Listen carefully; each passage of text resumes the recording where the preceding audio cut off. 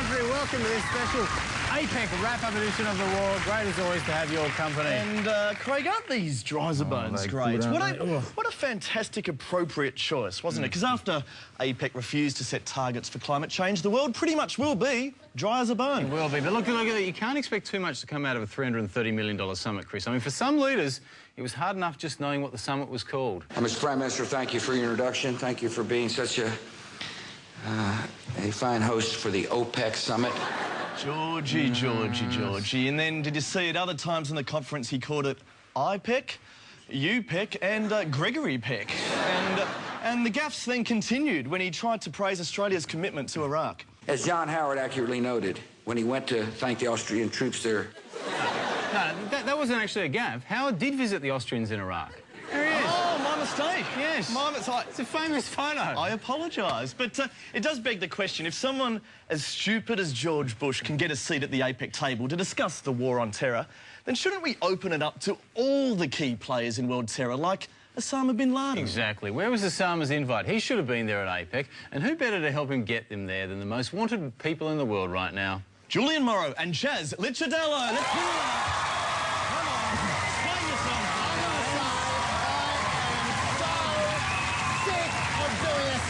Dirty work for him. That guy owes me big time. Oh, he does. Look, $160 million they spent on APEC security, the biggest lockdown operation the country's ever seen, and yet there were holes in the security wide enough to drive 3 trucks, 2 motorcycles and 4 Secret Service guards through.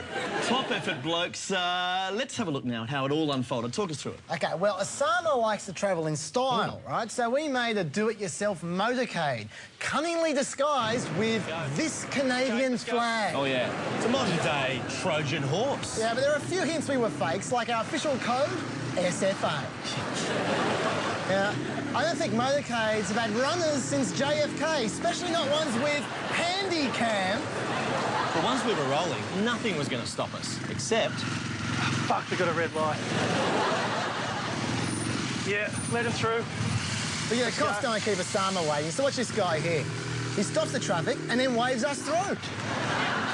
Oh, it was amazing. No questions asked at all. On we roll, right up to what they call the Ring of Steel. There it is. And didn't security jump on us? We stopping? No, you're fine.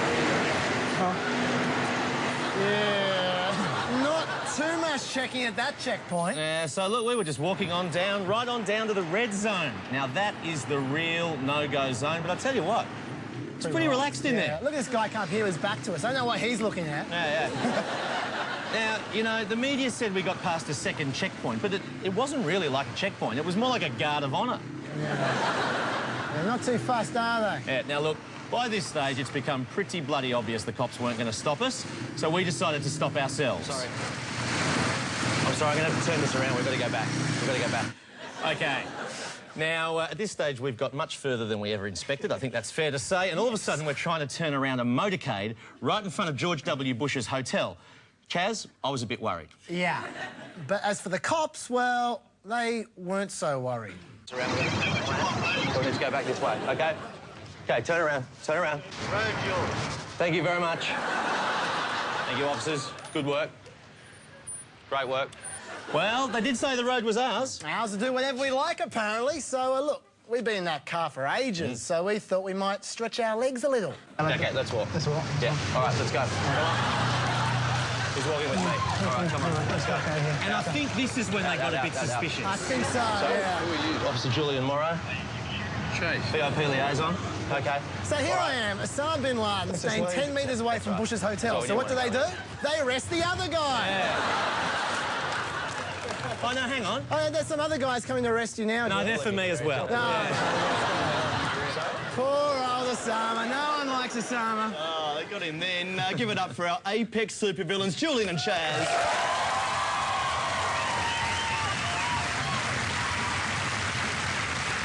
I'm telling you, all it takes is a Canadian flag. That's it. Well, it's funny you mention that because they actually tightened security the day after you guys did it. They kind of tightened it up a lot. They did. Well, they said they did, but we just wanted to be absolutely sure that it had been tightened. So the very next day, we went to see if the cops had got any better at spotting a fake Canadian motorcade. Canadians. Leave the area, please. Sorry? Leave the area, please. We've got a Canadian flag. Turn around, leave the area, please. can't believe it. What's wrong with this thing? I can't believe This doesn't look any more ridiculous than the other one. It's a big improvement. It was good, Much yeah, tighter, which is very reassuring. Well, not quite, Chris, because there was actually another security breach at APEC which left the police even more red-faced.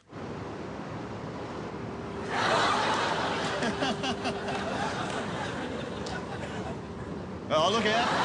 He's infiltrated again. The man's a mastermind. To be honest, I don't think you do need to be a mastermind to get past APEC security, Chris. If any of the cops had bothered to look at our passes, they should have seen they were clearly marked joke in capital letters. To be fair, though, I think on George Bush's security pass has also been marked a joke, so... Maybe. Look, well, I still reckon no other security guard would have fallen for those fake passes. Which brings us to our brand new segment... Hey. Now, I got to see some driver's license, please. We're getting everywhere with this. This is access all areas. You can get to the red zone with this. It doesn't matter, sir. We're from Canada. I would have to see some driver's license, some form of identification. You're good. No, you're great. Get your job at APEC. Good work. They need people like you.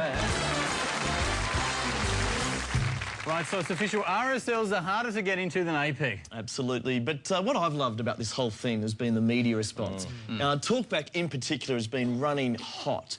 Back-to-back callers saying they thought the stunt was dangerous, stupid, they reckon we should all be locked up in jail. Now, look, I agree, but I don't think those calls went far enough.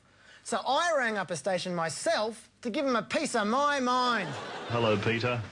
Hello, John. The reason I rang was the chasers. The chasers, yes. I think they should be actually thrown in jail. But for how long, do you reckon? Well, for 10 years.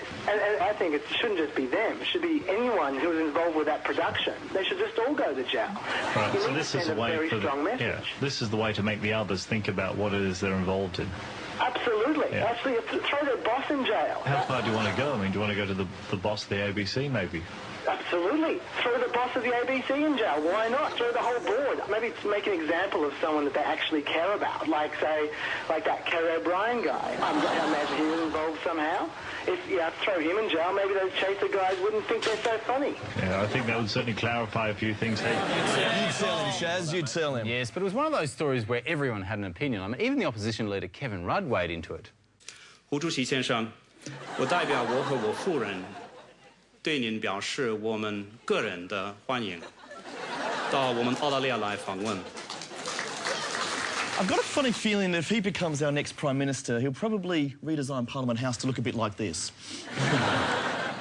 But look, guys, motorcades aside, I think it was actually quite a good APEC. It was quite a successful APEC, and of course it climaxed on Saturday night with the official APEC fireworks, which incidentally, no one in Sydney was allowed to watch. Yeah, that's true. Everyone in Sydney was told to stay at home, to avert their eyes, as the fireworks were only to be watched by APEC dignitaries. That's fair enough, but Sydneysiders hate missing out on a fireworks display, so we decided to put on a rival fireworks show which the public could watch at the very same time as the APEC one. So here it was, last Saturday night. There's the official APEC fireworks over Sydney Harbour. 3, 2, 1. Then Hanson and I put on a bit of a show of our own.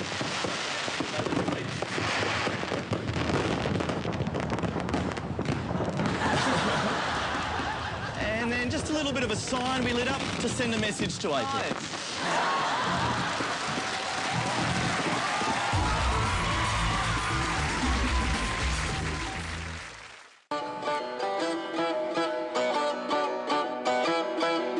ولكن هناك حلان لإيقافها.